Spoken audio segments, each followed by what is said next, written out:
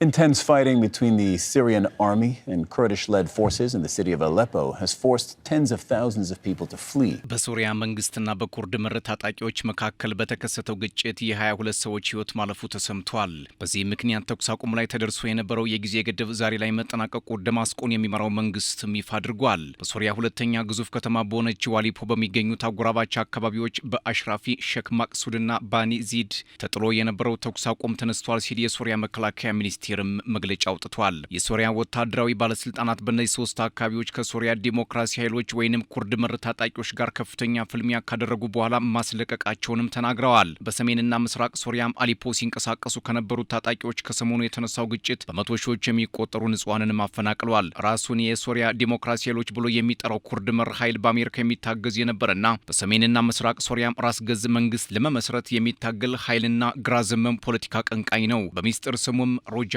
ተብሎ ይጠራል። የፕሬዝዳንት አልሻራ መንግስት የኩርድ ኃይሎችን ትጥቅ እንዲፈቱና ወደ መደበኛ ሰራዊት እንዲቀላቀሉ መወሰኑን ተከትሎ በተነሳው ግጭት የ22 ሰዎች ህይወት ሲያልፍ በርካቶች መኖሪያ ቀያቸውን ለቀው ተሰደዋል። የሶሪያ መንግስት ታጣቂዎችን ፍርሃትና ሽብር የሚፈጥሩ ሲልም ይከሳቸዋል። ከዚህ በፊት በጋራ ለመስራት የተደረሰውን ስምምነት የሚጥስ ድርጊትም እያደረጉ ነው በሚል ጥቃት መሰንዘሩንም ይፋ አድርጓል። የሶሪያ ዲሞክራሲ ኃይል በበኩሉ የደማስቆ መንግስት ግልጽነት የጎደለውና በህግ ያልታገዘ ወደ መደበኛ ሰራዊት ተቀላቀሉ ማለቱ አግባብ አይደለም ሲል በተቃራኒው ደማስቆን ይከሳል። ይህ የሁለቱ ወገኖች ክስ የአሌፖን አደባባይና ነዋሪም ረፍት ነስቶታል። ባለፈው ሚያዝያ 2025 የሶሪያ መንግስት ከኩርድ መሪዎች ጋር በአሌፖ ውይይት ካደረገ በኋላ በደማስቆ ስር ራስ ገዝ እንዲሆኑና ትጥቅ በመፍታት ወደ መንግስት መዋቅር እንዲገቡ ከስምምነት ደርሰው የነበረ ቢሆንም ወደ ተግባር አለመግባቱ ነፍጥ ለማንሳት ተገደናል ሲል የኩርድ መሪዎች ደማስቆን ይከሳሉ።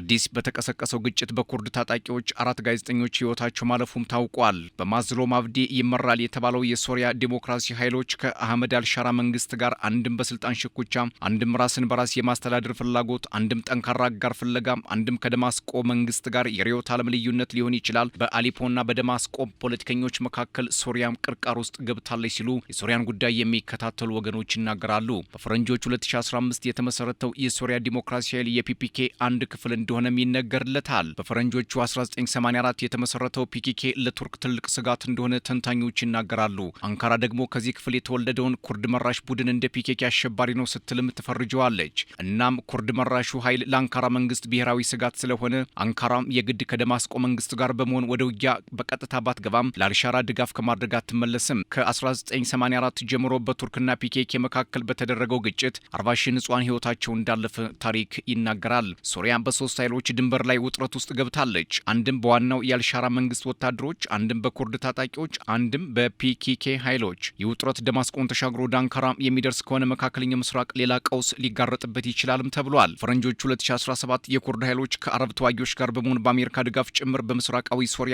አሌፖ ራቃ አካባቢ የነበረውን የአይኤስአይኤስ ከባድ ምሽግ በመደርመስ ቡድኑን ቦታውን እንዲለቅ አድርገውታል። በዚህ አካባቢ በሰዓቱ ከ900 እስከ 1000 የአሜሪካ ወታደሮች አይኤስ ለመዋጋት በስፍራው እንደነበሩ ይታወሳል። ቱርክ የሶሪያ ዲሞክራሲ ኃይሎችን አሸባሪ ቡድን ነው ስትል ትከሳለች።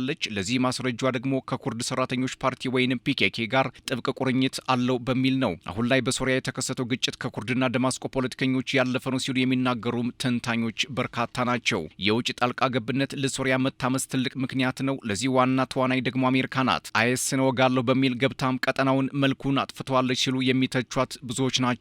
ከባለፈው ግንቦት 2025 ጀምሮ በዶናልድ ትራምፕ የሶሪያ ልዩ መልእክተኛ በመሆን የተሾሙት ቶም ባራክ በቀጠናው የተከሰተውን ቀውስ ለማብረድ አሜሪካ ብዙ መዋለ ንዋይ አፍስሳለች ቢሉ መሬት ላይ ያለው እውነታ ግን ሌላ ነው። አሜሪካ አይኤስአይኤስ ለመውጋት የሶሪያ ዲሞክራሲ ኃይሎችና የአህመድ አልሻራ መንግስትን ትደግፋለች። አሁን ላይ የሁለቱ ወገን ደጋፊ የሆነች ዋሽንግተን የአሌፖና ደማስቆ ተቀናቃኞችን በምን መልኩ እርቅ ላይ እንዲደርሱ ታደርጋለች የሚሉ ጥያቄዎች በርከት ብለውባታል። ባለፈው ህዳር አልሻራም ታሪካዊውን ጉብኝት ወደ አሜሪካ ማድረጋቸው የሚዘነጋ አይደለም። የአልሻራ ወደ ዋይት ሀውስ መግባትም ከደማስቆና ዋሽንግተን ባለፈ ለመካከለኛው ምስራቅ ትልቅ የሰላም ተስፋ ያበስራል የሚል ግምት አሳድሮ ነበር። ግን ወጣ ገባም የሆነው የሶሪያ ፖለቲካም ሀገሪቱ ምን አይነት ቁመና ላይ እንዳለች ለመደምደም እንዳይቻል አድርጎታል። የትራምፕና አልሻራ መገናኘት ለደማስቆ ፖለቲካ መረጋጋት ያመጣል ቢባልም የተፈለገውን ያህል ውጤት አላመጣም ተብሏል። አሜሪካም አልሻራን የምትፈልገው አይኤስን እንዲወጋላት እንጂ ሶሪያ እንድትረጋጋ በመፈለግ አይደለም የሚሉም አልታጡም። ሶሪያም ካላሳድ ወደ አልሻራ ብትዘዋወርም ሰላሟ ግን እስካሁን አልመጣላትም። አልሻራም የሶሪያን እርስ በርስ ጦርነት ታሪክ ለመቀየርና በዓለም የዲፕሎማሲ መድረክ ላይ ስሟን በአዲስ ለመጻፍ የተለያዩ እርምጃዎችን ቢወስዱም የፈረሰ ሀገር ከመቀበላቸው ከመሆናቸው ጋር ተያይዞ ብሎም ውስጥ ሰላም መደፍረስ መንግስታቸውን እየፈተነው ይገኛል። ሆኖም አሁንም ድረስ የዲፕሎማሲ እንቅስቃሴያቸውን አላቋረጡም። አህመድ አልሻራ ዛሬ ላይ አልጀዚራ ይዞት በወጣው መረጃ ፕሬዚዳንት አህመድ አልሻራ ከአውሮፓ ህብረት ምክር ቤት ፕሬዚዳንት አንቶኒዮ ኮስታና ከህብረቱ ኮሚሽን ፕሬዚዳንት ኡርሰላ ቮንደርሌን ጋር በደማስቆ ህዝባዊ ቤተ መንግስት ወይንም ቃስር አሻብ ተገናኝተዋል። የአውሮፓ ህብረት ወደ ሶሪያ አቅንቶ በምን ጉዳዮች ዙሪያ እንደመከረ ግን ይፋዊ መረጃ እስካሁን ድረስ አልወጣም። Targeting Syrian Democratic Forces positions in the Sheikh Maqsoud and Ashrafiyeh neighborhoods.